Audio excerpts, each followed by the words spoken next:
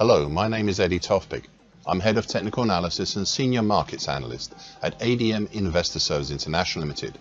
And here is your daily technical analysis of Brent crude oil and spot gold. ICE Brent crude oil futures. A third bearish black crow on Friday. But that wasn't the main feature or features. Those were, and there were two.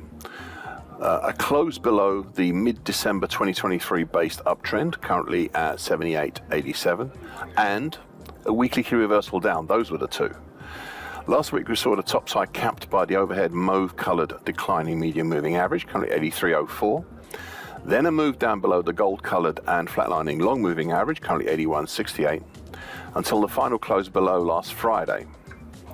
Why have I gone back that far and spoken so much about overhead resistances from last week in what is essentially a daily commentary? Well, it was because last week I discussed how there are two patterns possibly in operation here.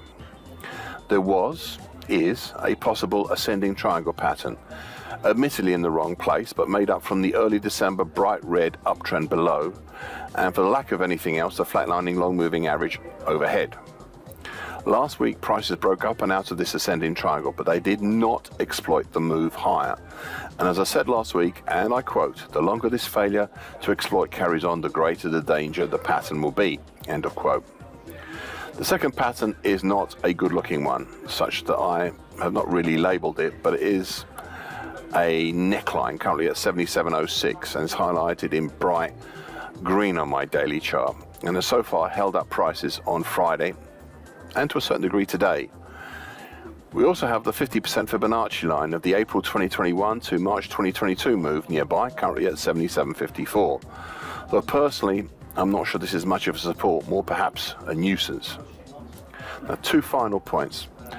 Last week I stated when initially discussing the reverse head and shoulders pattern and then later the ascending triangle, and I quote, "I am not a great fan of this pattern. Actually, I'm not a great fan of either pattern, but that is what I see right now," end of quote.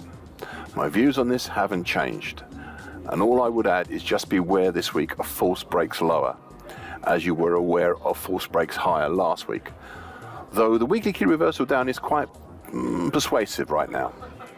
Now, so far today, a higher open but a test lower once again, through the 50% Fibonacci line at 77.54 and down to test the bright green neckline below.